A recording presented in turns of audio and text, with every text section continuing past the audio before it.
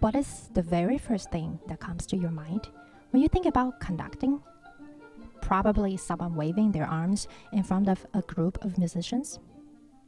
Even though arm waving is the most visible part of a conductor's job, it really is a very small part. A lot of being in a profession has nothing to do with the actual conducting, from score study, rehearsal planning, concert programming, meaning figuring out what repertoire to be performed by the ensemble, to conflict management, branding, self-marketing, and entrepreneurship.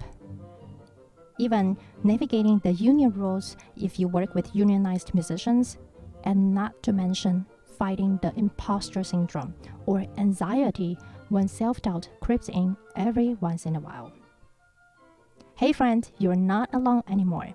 My name is Chaowen Ting, and I'm a conductor with over 20 years of experience working with professional symphony orchestras, opera houses, new music groups, and vocalists.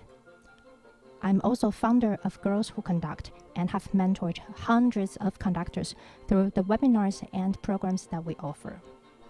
I created the Conductors Podcast to share all the behind-the-scenes secrets with you while I interview conductors, musicians, and business gurus from around the world. I will give you simple, actionable, step-by-step strategies to help you take action on your big dream, move through the fears that's holding you back, and have a real impact. Here are some examples from my favorite episode. I'm the kind of person where I honestly believe I can do whatever I put my mind.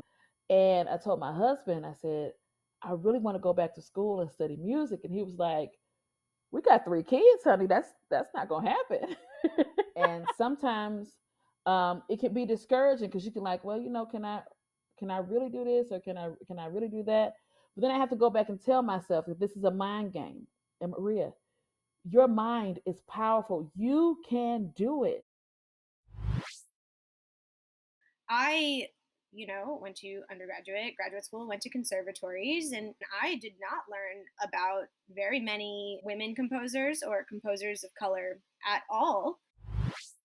In the classical music canon, there are so many beautiful pieces inspired by nature or that directly address humanity's relationship with the environment. And we think it makes sense not to play these pieces just for entertainment, but to play them with calling attention to the climate crisis in mind.